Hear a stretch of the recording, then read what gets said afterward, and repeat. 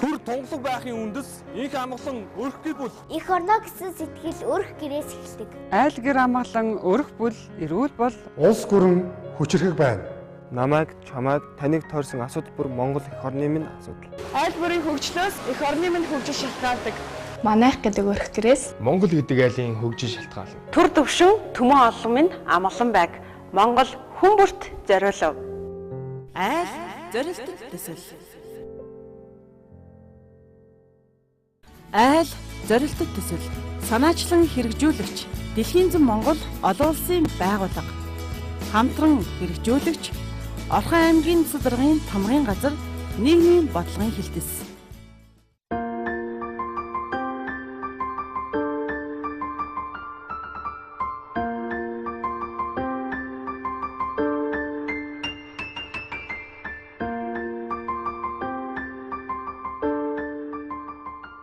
Сайн байцгаана уу эрхэм мөндөд үзэгчтэй. Та бүхэнд зуны ихэнх сарын мэндийг өргөн дэвшүүлье. Айл бүхэнд хүрдэг айл нэвтрүүлгийн шинэ дугаар танд хүрэхэд бэлэн боллоо. 6 дугаар сар гарч айл зорилтод төсөл хүүхд хамгааллын тухай, хүүхдийн эрхийн тухай асуудлыг үзэгч тантай энэ сард хамтдаа ярилцах гэж байна. Ингээд хүүхдийн баяр буюу олон улсын хүүхдийн эрхийг хамгаалах өдөртэй холбоотой нэгэн товчхон мэдээллийг үзэгч танд нэвтрүүлгийнхаа эхэнд хүргэх гэж байна. 1925 онд Женев хотод болсон хүүхдийн сайн сайхны төлөөх дэлхийн чуулга уулзалт зохиогдож, энэхүү чуулга уулзалтаас 6 дугаар сарын 1-ний өдрийг дэлхийн нийтээрээ хүүхдийн эрхийг хамгаалах өдөр болох уриалгыг гаргаж байсан төвхтэй. Харин 1951 онд олон улсын ардчилсан эмэгтэйчүүдийн холбооноос хүүхдийн эрхийг хамгаалах өдрийг улс орон даяар тодорхой өдөр тэмдэглэж, хүүхэд багчуудаа баярлуулж байх шийдвэрийг гаргаж байсан байна. Харин хүүхдийн эрхийг хамгаалах өдрийг Монгол улс 1952 оны 6 дугаар сарын 1-ний өдрөөс эхэлж хүүхдийн эрхийн өдөр болгож цаашид тэмдэглэж явах шийдвэрийг гаргаж байсан байна. Харин 1959 онд 11 дугаар сарын 20-ны өдөр Нийтийн үндэсний байгууллагын ерөнхий ансамбл хүүхдийн эрхийн тунхаглалыг баталж байсан бөгөөд энэ нь хүний эрхийн түгээмэл тунхаглал болон бусад хүний эрхийн талаарх олон улсын эрх зүйн баримт бичгтээ уялдаатай байхаар хийжээ. Дээрх тунхаглалд хүүхэд нь бие бэлдрийн болон оюун ухааны хувьд төгс боловсроогүй байдлыг харгалзан түүнийг төрхийн өмнө төрсний дараач тусгай асрамж хамгаалтыг үүний дотор эрх зүйн зохих хамгаалтыг шаарддаг гэж заасныг Нийтийн үндэсний байгууллага анхааралтай авч хүүхдийн эрхийн тусгай конвенц байх шаардлагатай хэмээн үзэж байсан байна. Ийхүү хүүхдийн эрхийн тухай конвенц нь 1989 оны 11-р сарын 20-нд Нийтийн үндэсний байгууллагын ерөнхий ансамблын чуулганаар батлагдаж, түүнд дэлхийн 191 орн нэгдсэн байдаг. Эдгээр олон оронд хүлээн зөвшөөрөгдсөн конвенц болж чадсанараа онцлог юм. Харин Монгол улс хүүхдийн эрхийн конвенцэд 1990 онд орж конвенцийн үзэл санаанд нийцүүлэн хүүхдийн эрхийг хамгаалах тухай хуулийг боловсруулж 1996 оны 5 дугаар сарын 8-нд батлан гаргаж байсан юм а. Ийхүү олон улсын хүүхдийн эрхийг хамгаалах өдрийг буюу 6 дугаар сарын 1-ний өдрөг хүүхдүүд хүүхдийн баяр болгон тэмдэглэн өнгөрүүлдэг. Айл зорилтот төсөл санаачлан хэрэгжүүлэгч Дэлхийн зам Монгол олон улсын байгууллага. Хамтран хэрэгжүүлэгч Орхон аймгийн Цэцэргийн тамгын газар нийгмийн бодлогын хилдэс. Хүүхдүүд хүүхдийн баяраа тэмдэглэн өнгөрүүллээ. Амтдан эдэж аав ээжтэйгээ гадуур гарч жилдээ ганцхан олддог аз жаргалтай өдрийг хайртай гэр бүлийнхэнтэйгээ өнгөрүүллээ. Хүн бүхэн багчууд хүүхдүүдэд баяр хүргэж тэдэнтэй хамт баярлан зингэсэн юм а. Гэвч хүүхдийн эрхтэй холбоотой олон асуудлууд өнөөхөл хаалганы цаана үлдэж байна. Одоо хүүхдийн хүсээгүй хөдөлмөр гэх мэт тэгээд байдаг нөх хүн түнд ажил эрхлэлтүүд ч юм уу тэр байдлаараа арай дутагдаад байгаа болоо гэж боддог. Хүүхдийн эрх гэдэг нь ингээд хүүхдэд чөлөөтэй санал бодлоо хуваалцах тэгээд эрх чөлөөтэй байхыг хүүхдийн эрх гэдэг юм. Томчуудны хүүхдийн ингээс хаж үздэггүй ш. Тэг гэр бүлийн ер нь хүмүүс хүүхдүүдээ ерөөсөө анхаардаггүй ш. Тэг ялангуяа сургуулийн хүүхдүүдийг тэгээд сургуультай ямар сурж ийн юу хийж ийн гэдгээс анхаарч үздэг. Одоо нэг нь ингээд 2500-аас зарна. Ер нь та нарын эрхийг зөрчсөн асуудал сургуулийн орчинд юм уу ямар нэгэн байдлаар ингэж илэрдэг үү гардаг уу? Гардаг. Ямар тохиолдолд? Дээр шинэдэд мөнгө хин тэгээ бас мөнгө дээр л гэж бас адилхан байгаа ш. Тэгэл нэг фэйсбүүкээс айгүй яадаг нэг манай найз ч яадаг байхгүй нэг дээр. Зарим эцэгчүүд хүүхдэд зүгээр нэг тоглохгүй хэрэгтэй байлгаад идэг ш. Тэгээд зарим хүүхдүүд нэг гэртэй байгаад. Тэгтээ тэрнээс илүү яваа зүгээр тоглож ирсэн дээр л гэж бодож ш. Хүүхдийн эрхийн тухай бид ярьдаг, бичдэг, хэлдэг. Гэвч өдөр бүр тэдний эрх жижиг гэлтгүй зүйлдер зөрчигдсөн хэвээр. Хүүхдийн аюулгүй орчинд амьдрах ёстой, хүүхэд нь гэр бүлийн хүчирхийлээс ангид байх ёстой, хүүхэд нь эрүүл саруул амьдрах хэрэгтэй гэд олон эрх нь бий.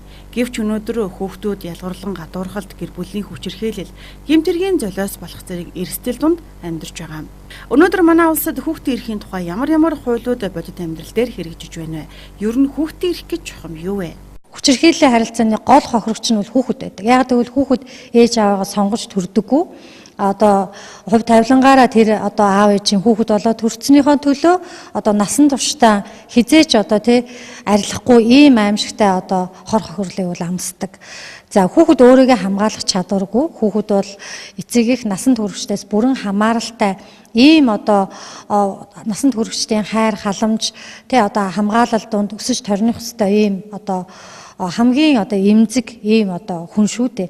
Тийм учраас хүүхдийг хамгаалах асуудалд бол төр тодорхой хэмжээгээр одоо оролцох нь бол зүүн хэрэг. Гэхдээ өнөөдрийн төрийн оролцож байгаа оролцооны түвшин бол хангалтгүй байна гэж судлаачийн хувьд бол харж байна.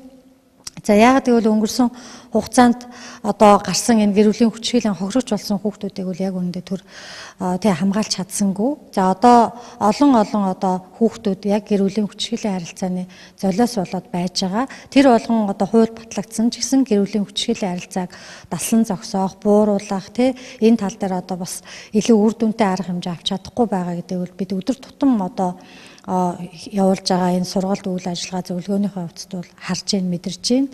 Иймээс бол хүүхдийн сэтгэл зүйн асуудлыг онцгой анхаарах шаардлагатай байна. Ялангуяа энэ дээр би онцлон хэлмээр зүйл бол манай улс хүүхдийн сэтгэл зүйч гэж тусгайлан одоо бэлдмээр байна. Ихтэй сургуулийн төвшөнд. За дээрэс нь бүх ерөнхий боловсролын сургуулиуд болон цэцэрлэгүүдийг ихтэй сургуулиудыг одоо сэтгэл зүйчтэй болох асуудал бол онцгой чухал байна. Тэр хүүхэд гэр бүлийнхээ харилцаа гэр бүлийн орчноос авсан тэр одоо сэтгэл зүйн шарах айдас төгшөр мэдрэмжийг одоо өөрөө даван тулж чадахгүй учраас тэдэнд мэрэгжлийн хүний зөвлөгөө тусалцаа дэмжлэг бол зайлшгүй шаардлагатай. Гэтэл энэ үйлчлэгийг үзүүлдэг одоо ийм үйлчилгээнд байхгүй байгаа учраас өнөөдөр хүүхдүүд бол тэгээд насан туршдаа одоо сэтгэл зүйн хувьд хохирж байна гэдгийг л одоо хэлмээр байна. Айл, зорилтот төсөл, санаачлан хэрэгжүүлэгч, Дэлхийн зам Монгол олон улсын байгууллага, хамтран хэрэгжүүлэгч, Орхон аймгийн Цэс даргын тамгын газар, нийгмийн бодлогын хэлтэс. Хүүхдийн хамгаалал, хүүхдийн эрхийн тухай ярилцах нь маш өргөн сэдэв юм.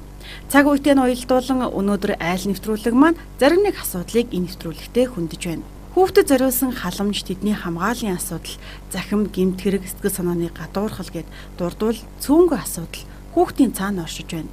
Энэ бүхнээс хамгийн их анхаарал татаж байгаа сэдэв бол захим гадуурхал, за шинэ хэлбэрийн захим дээрлэхэл. Ер нь захим дээрлэхэл гэж юуг хэлээд байгаа юм бэ? Хэр өргөн цар хүрээг энэ асуудал хамраад байна вэ? Америк нэгдсэн улсын захим гэмтэргийн судалгааны хүрээлэнгээс хийсэн судалгаагаар бол 5 хүүхэд тутмын нэг нь захим дээрлэхэл дарамтыг байнга мэдэрдэг ба нийт судалгаанд оролцогчдын талаас илүү хувь нь ямар нэг хэлбэрийн захим доромжлыг хүртэж байсан байна. Харин судалгаанд оролцогч өсвөр үеийнхний 37% нь захим дээрлэхлийг онлайн сүлжээ буюу Facebook, Twitter зэрэг сүлжээгээр авч байсан гэдгээ мэдэгджээ. Захим дээрлэхэл нь жилээс жил ирэх бүрт улам нэмэгдэж байгаа. Хохирогч хүүхдүүдийн дийлэн хувь нь уг хэргийн талаар эцэг их, багш, асран хамгаалагч сургуулийнхаа захиргаанд огт мэдэгддэггүй нь гол асуудал болжээ. Энэ мэтчлэн захим гэмтэргийн цаана орших дал сэтгэл зүйн дарамт хүүхдүүдийн дунд газар авсаар байна. За сүүлийн үед бол яг нэг өсвөр насны хүүхдүүд тулгамдаад байгаа их асуудал бол одоо сүүлийн үед нэг захим орчин Facebook энэ манаас маш их яригддаг болсон. Одоо цаг үеэ дагаад энэ дээр одоо би энийгээ нөгөө янз бүр үгээр одоо хэлэх, гадуурхах, би энийгээ гойчлох ч гэдэм юм уу. Тэгээ энэс болж одоо янз бүр асуудлууд гардаг, хүндэрдэг. Тэгээ энэ дээр бол эцэгчүүд бас маш сайн анхаарч одоо хүүхдээ захим орчинд хэрэг хугацаагаар орж ийн үү? Тэн дээр нь хязгаарлалт тавих, хинтээ найз нөхөрлж ийн үү? Тийм ээ? Хайгийг мэддэг байх хэрэгтэй, орж үзэж явах хэрэгтэй. Энэ дээрээс болж бас олон асуудлууд гардаг л та. доктор руу юмыг эмзгээр хүлээж авдаг. Тэгээд одоо нөгөө эцэгчүүд чинь бидний үед ийм байсан шүү дээ. Бидний насан дээр ийм байсан шүү дээ. Тэгээд өөрсдийнхээ наснантай юу яагаад идэг те адилхаж үзээд идэг. А яг энэ өсвөр насны хүүхдүүд чинь аюу эмзэг юмыг эмзэг хүлээж авдаг. Тэгэл одоо болохгүй бүтггүй тулгаад ах юм бол бүр улам цаашаа яваад идэг. Тэгэхээр эцэгчүүд бас энэ насны бас судлаад бас ойлгож авах хэрэгтэй, дэмжиж авах хэрэгтэй. Цагдаа ерөнхий газраас газрын дарга баталсан гэмтэргээс урьдчилан сэргийлэх ажил юуны дотор ялангуяа энэ захин гэмтэргээс урьдчилан сэргийлэх ажлыг хэрэгжүүлэх үйл ажиллагааны төлөвлөгөө гараад батлагдаад ажиллаж байгаа. За энэ захин гэмтэрэг маань ялангуяа энэ насан турш хүүхдүүд буюу энэ хүн хөдөлтаалах мөн захин гэмтэргээр дамжуулан гэмтэргийн охирогч болгож байгаа энэ этгээдүүдэд урьдчилан сэргийлэх чиглэлээр энэ арга хэмжээг бол гол зорилгоо болгон зохион байгуулдаг. За 2017 оны энэ эхний 5 сарын байдлаар бол нийт Орхон аймгийн цагдаагийн газарт бүртгэгдсэн гэмтэрэг дотроос за энэ захин гэмтэрэгтэй холбоотой гэмтэрэг бол 2 бүртгэгдсэн байгаа. За энэ төрлийн гэмтэрэг нь бол захин орчинд иргэдийн зүйлийг төлөвлөх хангалтаар бусдыг зайлшгүй эхлэх гэмтэрэг мөн иргэд Монгол улсын иргэд маань нэгнийг дэр сүр алдар хүндэд гутаанд оромжлох энэ төрлийн гэмтэрэг бол 2 бүртгэгдсэн байгаа. За энэ төрлийн гэмтэргээс урьдчилан сэргийлэх чиглэлээр тус цагдаагийн газрын захин гэмтэрэгтэй тэмцэх ажилтнууд маань төрийн болон төрийн бус байгууллага иргэд за ерөнхий боловсролын сургуулиуд мөн төрийн бус байгууллагатай хамтран энэ дээрх төрлийн гэмтэргээс урьдчилан сэргийлэх чиглэлээр нэгдсэн болон тусгай арга хэмжээнүүдийг бол зохион байгуулж явуулж байгаа. Айл, зорилтот төсөл, санаачлан хэрэгжүүлэгч, Дэлхийн зам Монгол олон улсын байгууллага, хамтран хэрэгжүүлэгч, Орхон аймгийн засаг даргын тамгын газар, нийгмийн бодлогын хилтэс.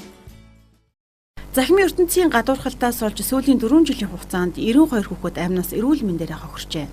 Үүний цаана сэтгэл зүйн дарамтанд орсон хүүхдүүд Монгол улсад цөөнгүй бий. Үүнээс гадна сургуулийн орчинд анги танхимд ялгуурлан гадуурхалт ихсэх болсноор хүүхдүүд сэтгэл санааны дарамтанд маш ихээр өртдөг байна.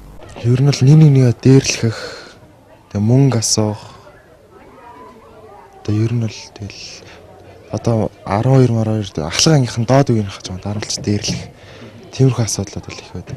За ер нь бол нэг бид нар бол яг тийм өсвөр насн дээр явж байгаа. Тэгээ тэр нас одоо энэ нас нь одоо яг хүмүүс одоо ер нь охтуудын хувьд бол нэг биенийг амар муулдаг бас тэгээд нөгөө тэрнээс нь болоо тэр хүүхдүүд сэтгэл санаагаар унах тиймэрхүү хөвгдөг бол нэгсэн мэдгүй. Өсвөр наснд юу тохиолдож байгаа зан ааш нь томчуудтай ерөөсөө ингэж авцалддаг болохоор их гарах зөрчилдөөн их байдаг.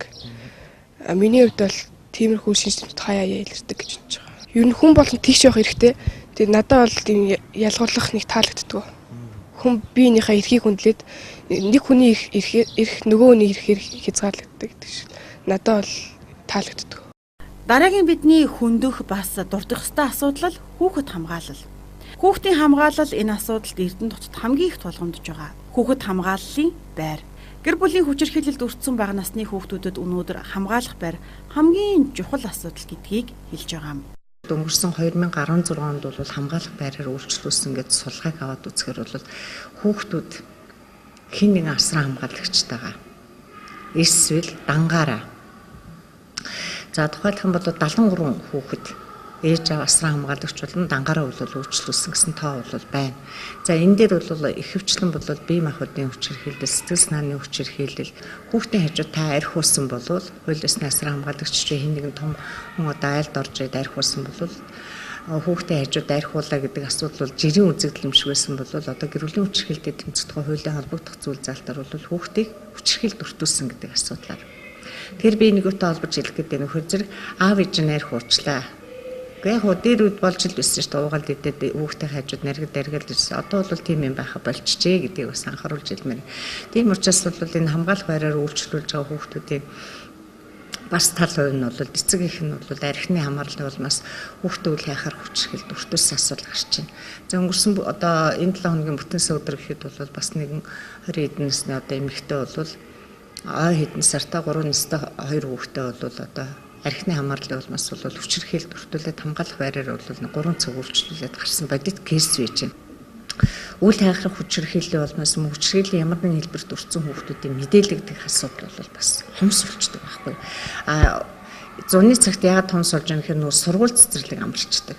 Гэвтэл бол сургууль цэцэрлэгт тодорхой хэмжээний хамрагдаж байгаа хүүхдүүд бол хичээлдээ ирэхгүй, цэцэрлэгтээ ирэхгүй, ямар нэгэн байдлаар ил болон даалд одоо биетэн тийм гэмтэл зовөр байх юм бол тэрийг бол нөгөө гэрүүлийн хүчирхийлэлтэд тэмцэх шинд хууль дээр бол нөгөө мэдсэн даруйдаа тухайн одоо албан тушаалтан хин нэгний иргэн бол холбогдох байгууллагууд бол заавал мэдээлэх үүргийг бол одоо мэдээлэл гэсэн зүйлийг бол хуульчлаад өргөжүүлсэн учраас бол энэ асуудлаар бол бас арай жахан харьцангуй бас сэтгэл зүүн хувьд бол бас одоо юу гэдэг 50 дуу байдаг гэсэн бол одоо миний хувьд бол ингээд энэ 7 хоногт бага ангийн хүүхдүүд амраад эхэллээ. Гэтэл бол үл хайхрах хүчирхийл наад захын улмаас эхлэв. Тэгээд цаашлах юм бол архины хамаарлын уднаас хүчирхийл дүртэх асуудлууд бол ингээд гараад ирж байна. За дараа нь бас энэ иргэд эцэгчүүд энэ анхааруулж хэлэхэд ер нь сүүлийн үед бол бас энэ бага насны хүүхэд бэлгийн хүчирхийл дүртэх асуудал бол насан турш хүмүүсийн одоо бэлгийн хүчирхийл ялгаатай охтууд бол хүртэх асуудал бас гараад байна. Нэг үг хэлэхэд одоо энийг сэрэмжлүүлж хэлэхээс өөр арга байхгүй. За тэгэхээр зэрэг бол энэ дээр бол цагдаагийн байгууллагаар одоо өргөдөл гомдлон очиж шалгагдчих байгаа асуудлууд бол байж байгаа. Манай байгууллага дээр бас давхар өргөдөл гомдлын нэрцэн асуудлууд бол байж байгаа.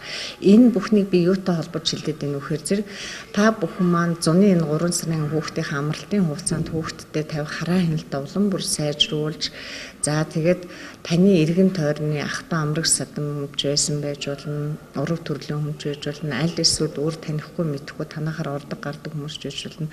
Энэ хүмүүсээс бол тодорхой хэмжээний бас хүүхд хамгааллын асуудлыг бол өөртөө бас нэг дүгнэлт хийгээд хамгаалалтаа авах зүйтэй болов уу гэж хэлмээр байна.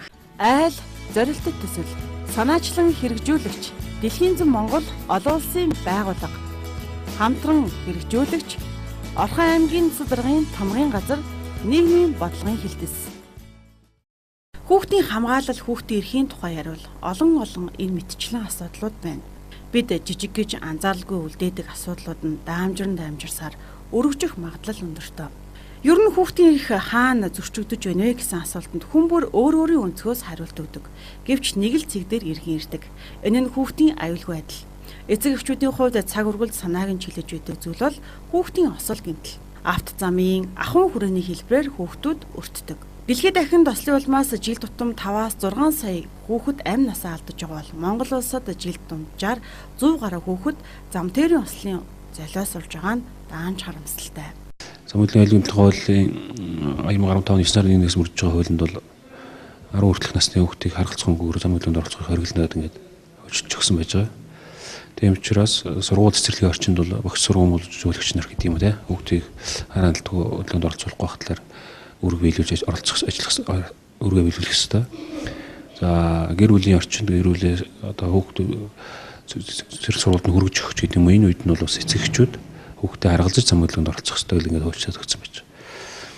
За хамгийн сая зөвлөлд тэр гэмцэн хүүхдийн тухайд 5 настай хүүхдүүд бас уулын эцэг нь харгалзаж хүн явсан боловч ер нь бол тэр бага насны хүүхдийг ялангуяа хөдөлж явах хэрэгтэй, тэрвэрж явах хэрэгтэй гэдэг дүрм заагдагдсан байж байгаа. Тийм учраас энэ үүргээ онцгойлон биелүүлж энэ дээр онцгой анхаарал хандуулахгүй бол хүүхдүүд одоо зам дээр өсөлт өртөх ийм эрсдэлтэй төслүүдэд үүсдэг. Тийм учраас энэ дээр манай эцэгчүүд багш хүмүүс онцгой анхаарах хэрэгтэй.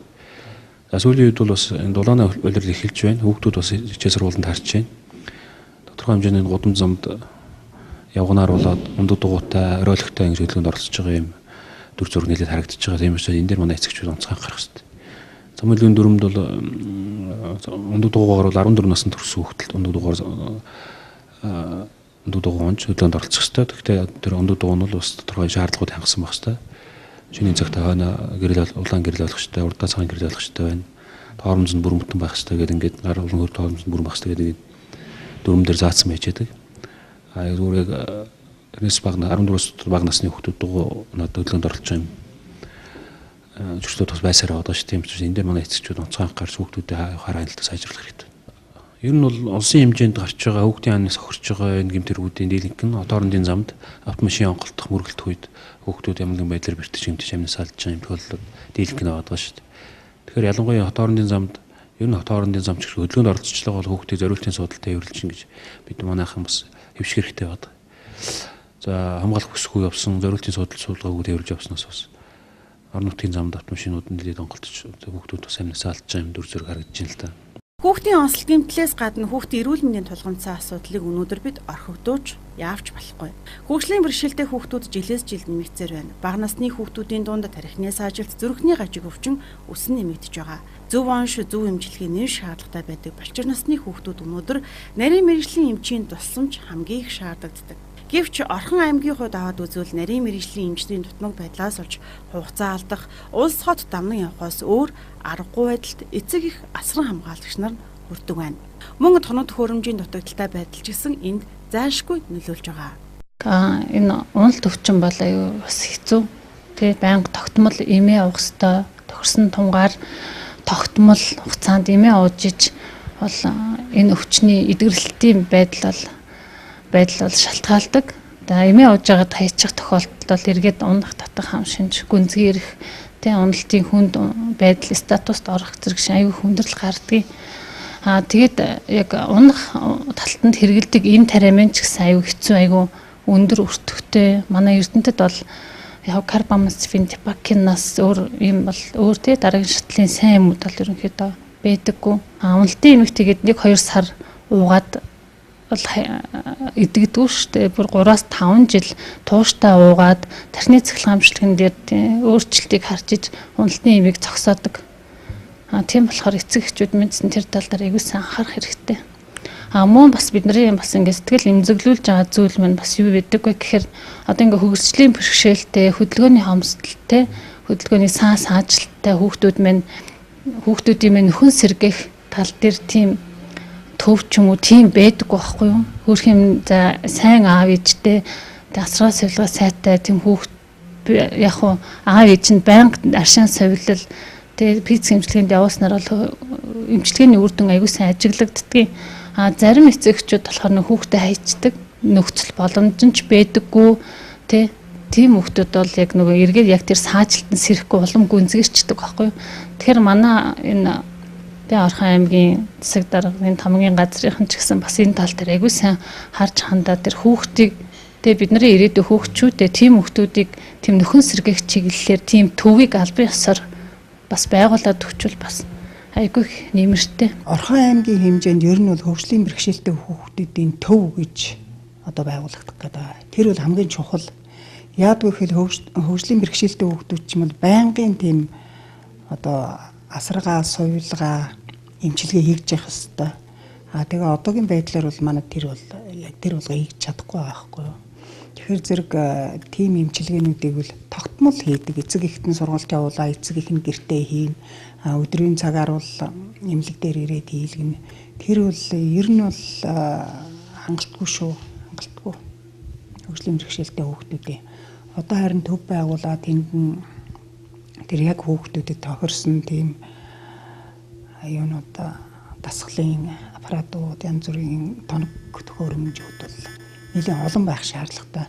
Одоо зүгээр манай боотын пиц эмчилгээний тасагт нэг хэдэн тийм юу бий.